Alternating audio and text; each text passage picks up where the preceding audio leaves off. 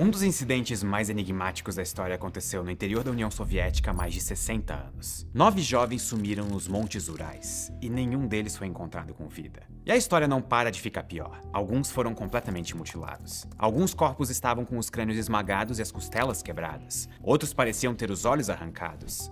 E um deles estava sem a língua.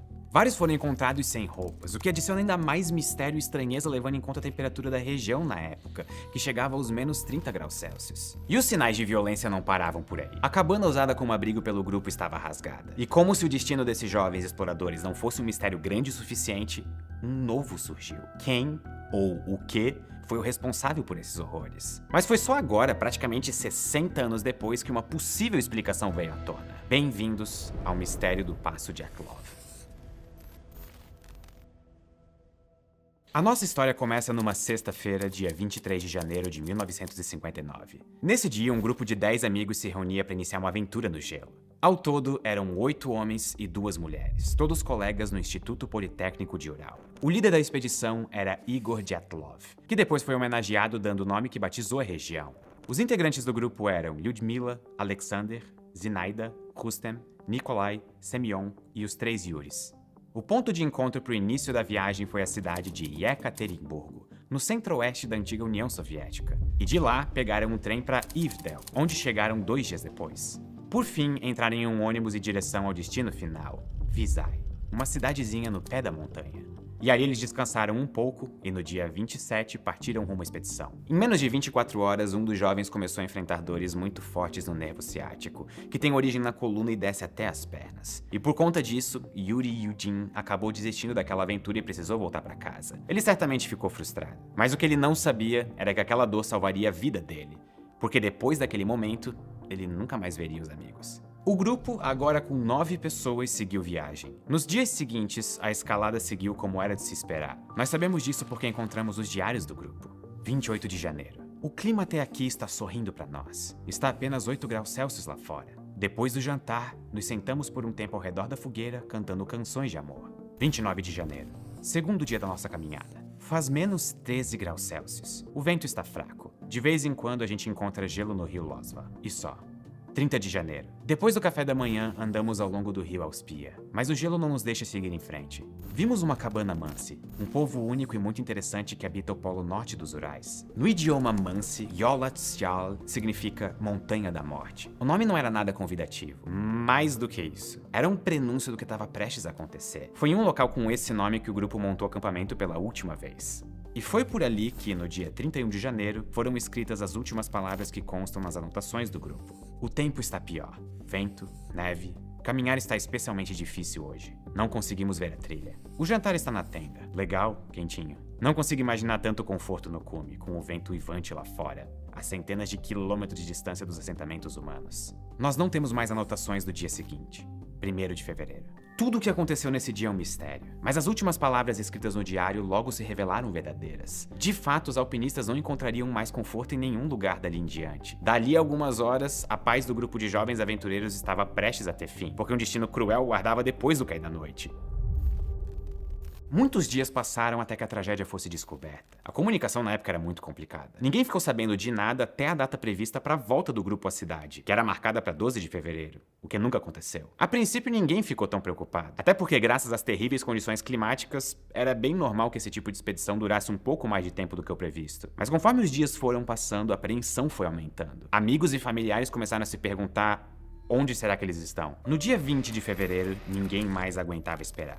O Instituto Politécnico dos Urais, onde o grupo estudava, enviou um grupo de voluntários até a região para tentar encontrar os montanhistas desaparecidos. Uma semana depois, os resgatistas finalmente encontraram uma pista. Eles viram que a tenda do grupo estava parcialmente enterrada na neve. Dentro não havia nenhum corpo, mas alguns objetos chamaram a atenção. Pares de botas de neve ainda estavam ali, dando a entender que alguns deles teriam deixado a tenda sem o calçado adequado, mesmo na neve e sob temperaturas bem abaixo do zero.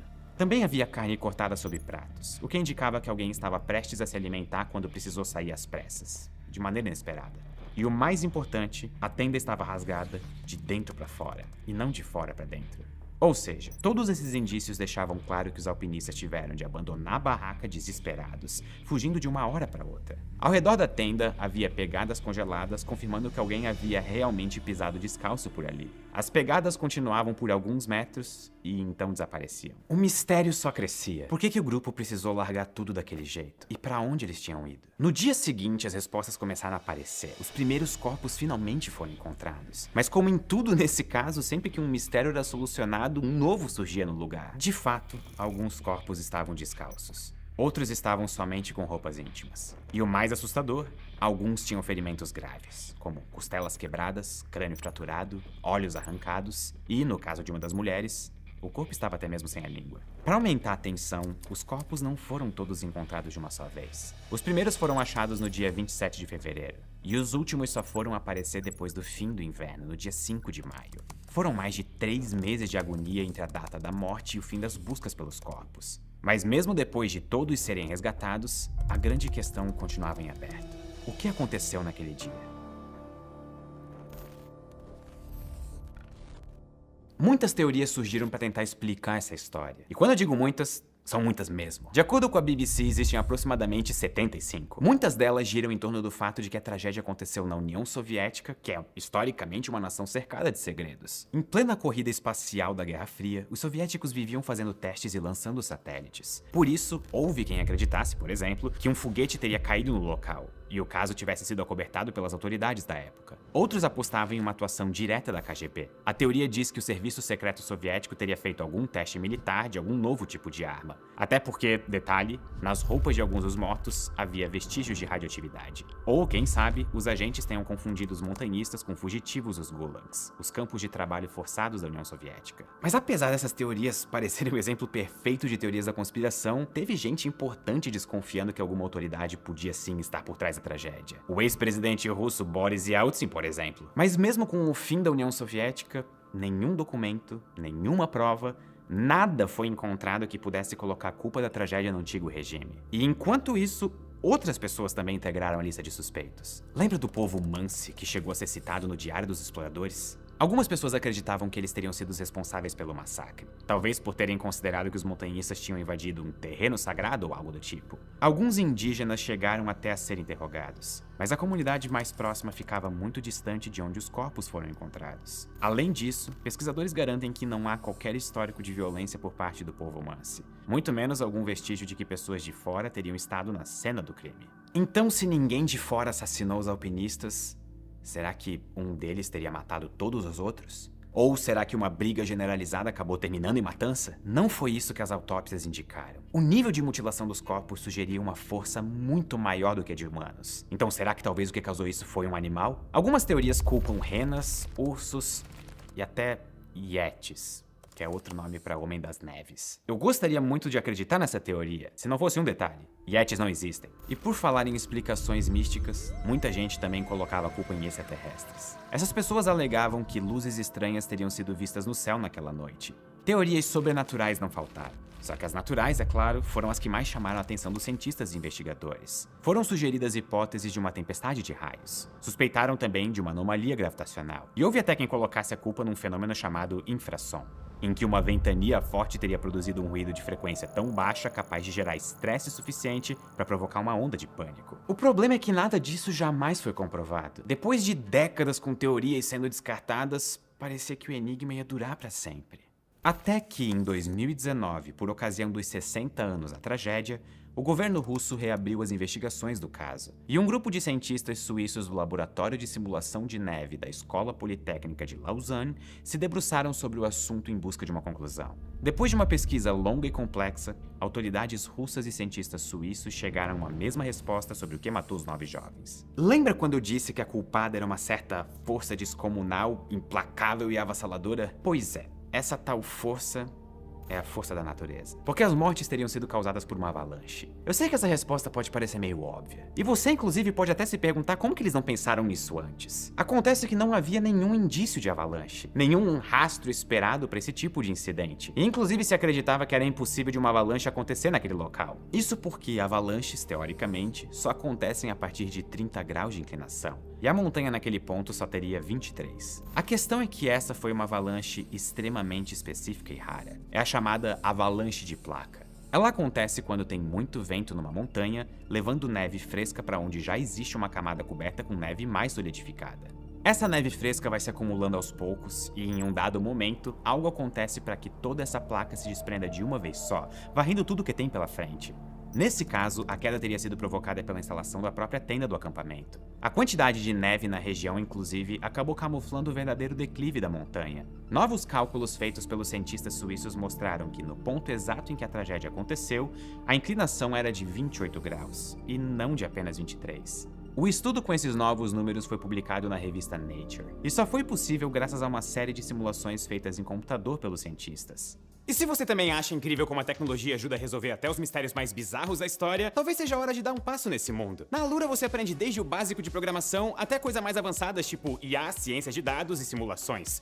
Tudo online, no seu ritmo e com mais de 120 mil pessoas aprendendo junto com você. Quer testar? O link com 15% de desconto tá aqui na descrição ou no comentário fixado. Só não vale deixar esse conhecimento no gelo. E agora sim, vamos voltar aos responsáveis por um trabalho tão incrível. Um dos responsáveis pelo trabalho conta que ele teve a ideia de fazer essas simulações enquanto assistia a um importante documentário científico chamado Frozen, uma aventura congelante. É sério, eu não tô brincando. O pesquisador Johan Gaum disse que depois de assistir ao filme, ele procurou os animadores para entender melhor os efeitos digitais usados para reproduzir a neve. E foi a partir daí que ele produziu as simulações que ajudaram a demonstrar o que teria acontecido naquela noite de fevereiro de 1959. E o estudo mostrou ainda que a força das avalanches de placa é tão forte que pode provocar uma das evidências mais difíceis de ser explicada, que é a mutilação dos corpos atingidos pela neve. Ainda mais porque, nesse caso específico, algumas vítimas ficaram prensadas entre a neve e os próprios esquis, o que teria levado às fraturas no crânio e nas costelas que eu mencionei no começo desse vídeo. Já as partes que estavam faltando nos corpos teriam sido devoradas por algum animal depois que a vítima já tinha falecido. A pesquisa não conseguiu responder todas as questões em aberto, e algumas pontas continuam um pouco soltas. Por exemplo, por que alguns corpos estavam sem roupas? Uma hipótese provável é que os alpinistas que sobreviveram em um primeiro momento podem ter arrancado a roupa dos colegas mortos para tentar se aquecer. Ok, e com relação aos vestígios de radioatividade? Talvez eles já existissem antes mesmo de toda essa tragédia. Alguns integrantes do grupo estudavam física nuclear na faculdade. Por mais tentador que seja buscar explicações sobrenaturais, muita gente esquece que a natureza pode ser extremamente perigosa. Como o ser humano vive há milhares de anos em meio à civilização, é comum que a gente não se dê conta disso. Mas a verdade é que o simples fato de sobreviver em um ambiente hostil pode ser um tremendo desafio. Mas e pra você? Qual parte do mistério do Passo de Dyatlov ainda merece uma explicação? Digita aqui nos comentários. Muito obrigado e até a próxima.